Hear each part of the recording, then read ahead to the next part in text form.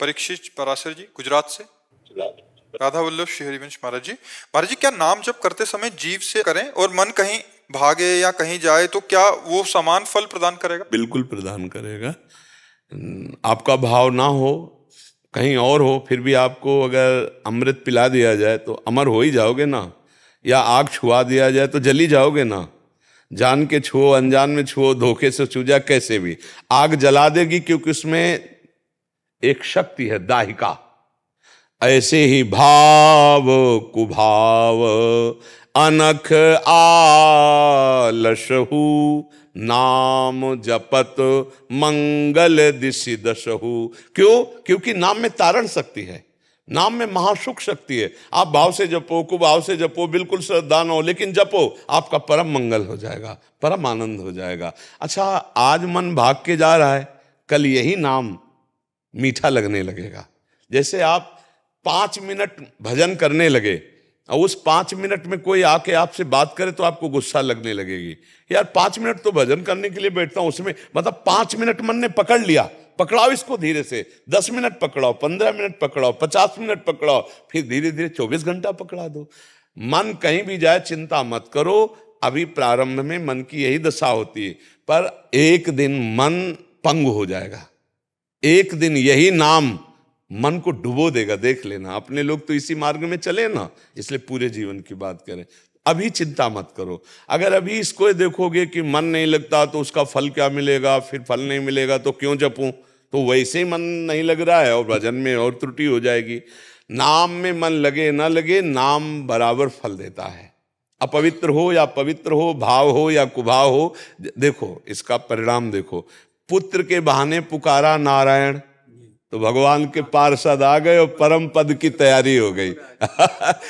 इसलिए आप चिंता न करो। बोलो कि होता क्या है, जैसे जीव से जप रहे हैं, ठीक है, थोड़ी देर बाद क्या है, मन से जब जपना शुरू करते हैं थोड़ी देर तो ये रहता है, फिर 3-4 मिनट के बाद ये जैसे कुछ लीला चिंतन हो रहा है ना, कुछ देखा है, जैसे आपसे कोई भरत चरित्र सुना है, ये उसमें गया हुआ है। अभी क्या है, वो नाम देखो अगर ऐसा जा रहा है तो बहुत बढ़िया है। वो संसार के लीला चरित्रों में ना जाए और भगवान के लीला चरित्रों में जाए तो जीवन धन्य हो जाएगा भैया। इसे दोष नहीं कहते, ये तो बड़ा भारी गुण है कि हम नाम जप कर रहे हैं, भगवान के लीला चरित्रों का चिंतन कर रहे हैं या साधु समागम का चिंतन कर रहे हैं, ये तो बहुत बढ़िया बात है।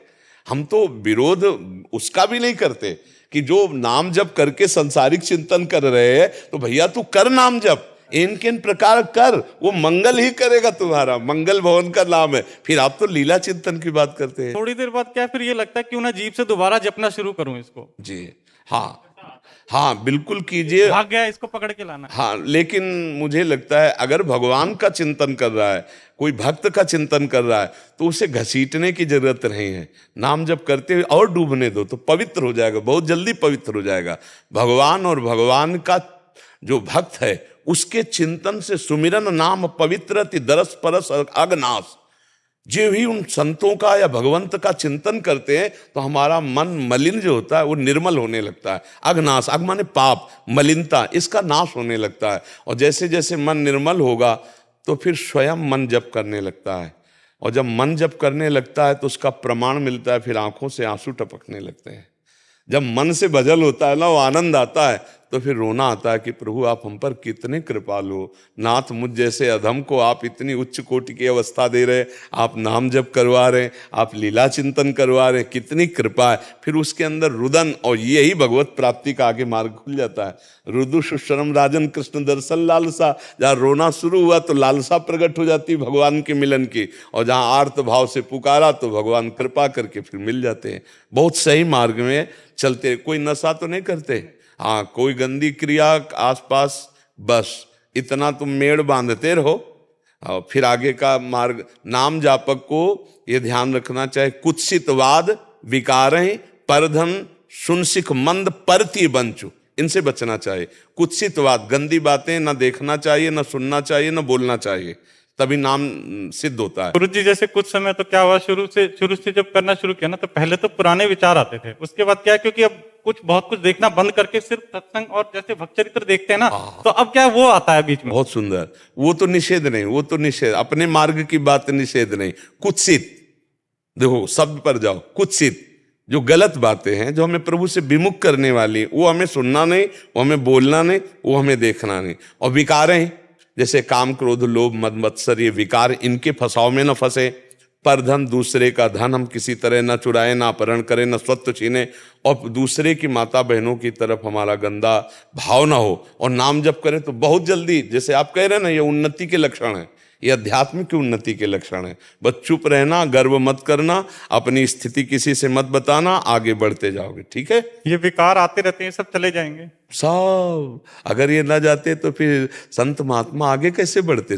हम लोग पैदा हुए संसार में, पले संसार में, तो हमारे अंदर भी तो संसारिकता, काम, क्रोध, लोभ, मोह, मद, मत्सर, हमारे अंदर भी तो नामय से तो दूरी होती है, नामय से तो उच्च कोटि की अवस्था प्राप्त होती है। नहीं तो ऐसा थोड़ी कोई जन्म से कोई सिद्ध बिरले ही पैदा होते हैं भगवान के कारक पुरुष। अपने लोग तो माँ से पैदा हुए, काम, क्रोध, लोभ, मोह, मद, मत्सर सब हृदय में, धीरे धीरे नाम जप भगवान का भरोसा, संतों का सत्संग, धीरे धीरे निर्विकार हो जाता है। हाँ, इसलिए डरना नहीं।